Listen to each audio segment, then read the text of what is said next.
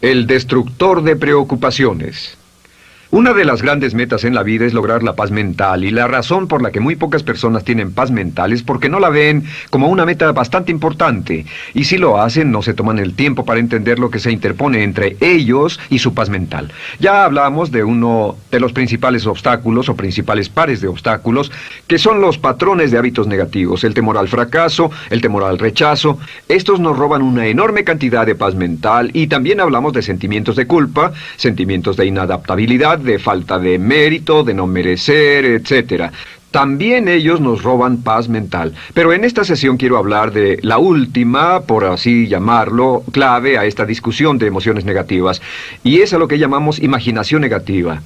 Las palabras imaginación negativa vienen de un extenso cuerpo de literatura que fue escrito a principios de siglo.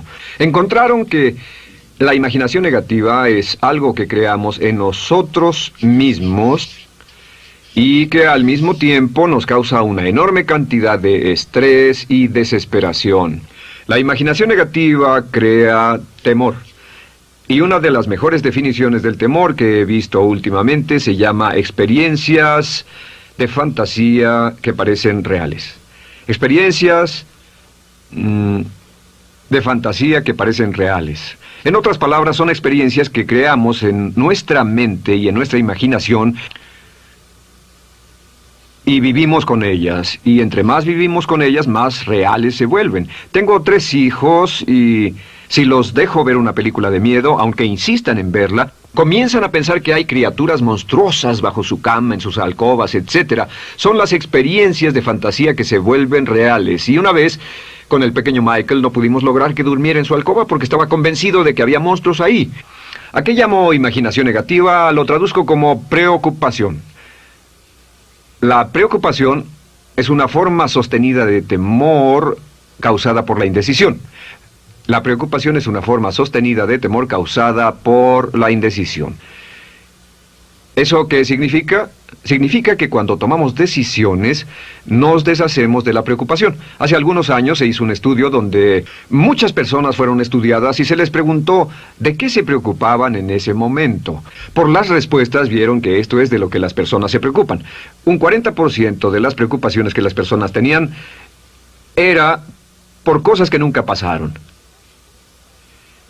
Se dieron cuenta de que las cosas por las que estaban preocupadas nunca pasarían. Iban a llegar tarde, o iban a perder sus trabajos, o no iban a funcionar bien en una relación. La siguiente cifra, 30%, eran cosas que habían ocurrido en el pasado, que ya habían pasado y no podía hacerse nada al respecto. 12% de las preocupaciones eran por la salud. En la mayoría de los casos, preocupaciones innecesarias. Pensaban que tenían un dolor, una enfermedad, un sufrimiento o algo más que no resultó ser verdad. El 10% de las cosas que les preocupaban eran triviales.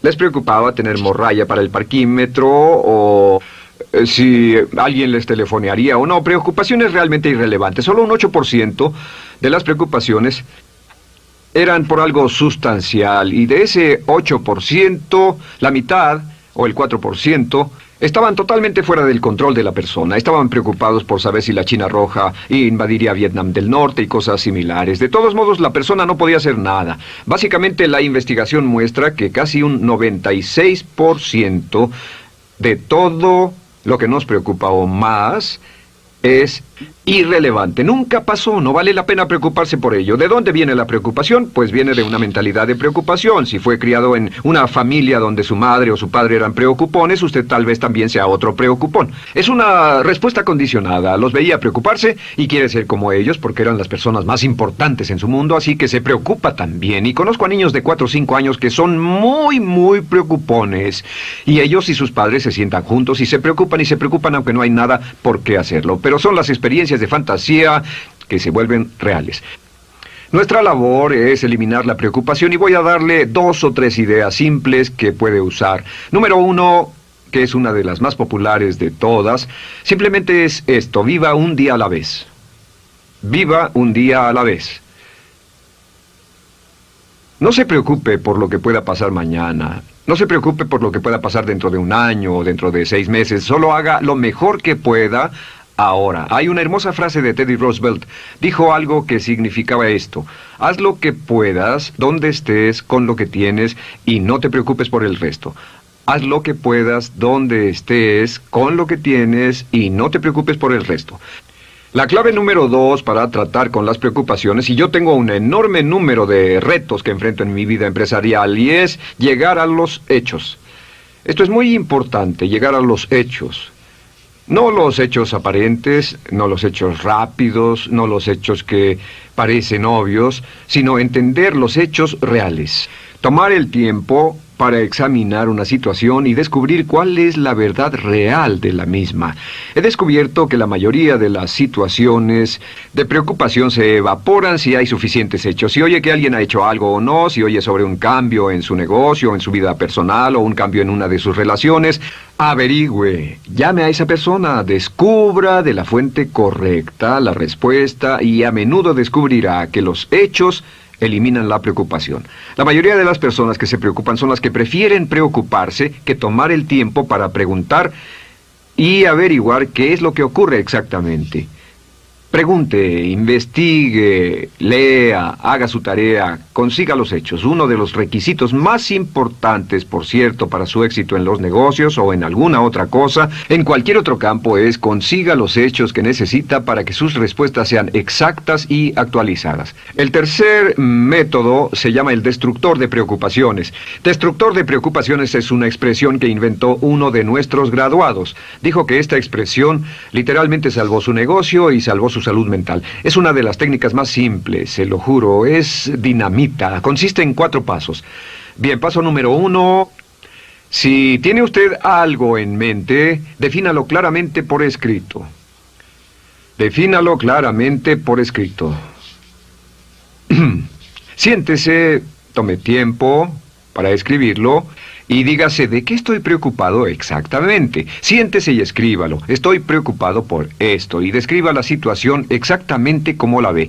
En medicina dicen que un diagnóstico exacto equivale a un 50% de la cura. El diagnóstico exacto, definirlo claramente por escrito, es un 50% de la cura. Y un punto importante aquí es que a veces cuando parece tener un problema abrumador, tiene más de un problema, tiene una situación llamada enjambre. Tenemos 1, 2, 3, 4 problemas juntos. Si los define claramente por escrito, puede escribirlos 1, 2, 3, 4. Hay varios pequeños problemas juntos que le preocupan. A veces, si elimina usted una de esas dificultades, el resto se evapora. A veces un problema de un grupo de problemas es la clave y lo demás es irrelevante. Esté alerta a eso y defínalo por escrito. El número 2 es, una vez que lo defina claramente, esta es la clave, determine el peor desenlace posible. Determine el peor desenlace posible. En otras palabras, pregúntese, ¿cuál es la peor cosa que podría pasar como resultado de esa situación? Piénselo bien, si pasara lo peor que podría ser, determine el peor desenlace posible. Una cosa interesante pasa aquí. Descubrimos que en la preocupación no estamos preocupados ni estresados por un evento. El evento no nos preocupa. Lo que nos preocupa es la anticipación de ese evento y la resistencia que ponemos psicológicamente, deseando, esperando, orando, que no llegue ese evento.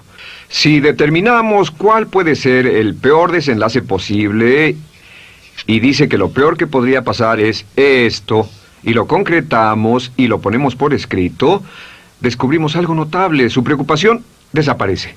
Parece evaporarse en cuanto definimos el peor desenlace posible, y es que el estrés viene de no querer enfrentar lo que podría pasar. Hablaremos más tarde de esto, pero es el fenómeno psicológico de la negación. Lo negamos, no queremos enfrentarlo. Si tiene una inversión y la inversión cada día está peor, debe decirse a sí mismo, ¿qué es lo peor que podría pasar con esta inversión? Y lo peor es que puede perderlo todo. Una vez que diga, lo perderé todo, de pronto ya no está preocupado por eso, porque sabe qué es lo que puede pasar. El tercer paso, permítanme un segundo, con respecto a una relación. A veces estamos en una relación muy infeliz y decimos, ¿qué es lo peor que podría pasar aquí? Lo peor que podría pasar es que pierda la relación. La relación desaparece. Debe preguntarse a sí mismo, ¿me matará eso? ¿Moriré al perder la inversión? ¿Moriré al perder el trabajo? ¿Me matará el perder la relación? La respuesta, por supuesto, es no. Uno se recupera de casi cualquier cosa.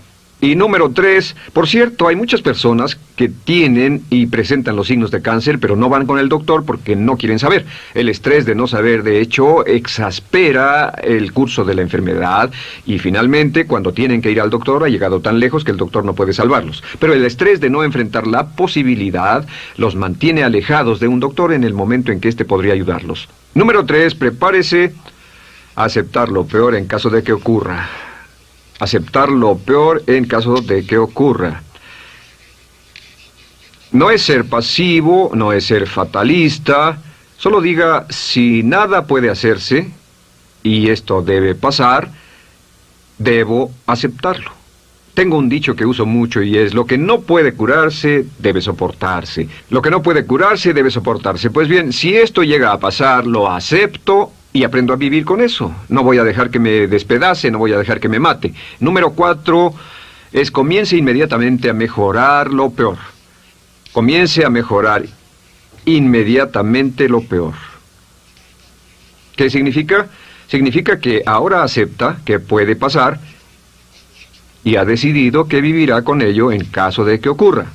Y ahora hará todo lo posible para trabajar y para asegurarse de que no ocurra. Por cierto, en los negocios se llama el análisis minimax de lamentos.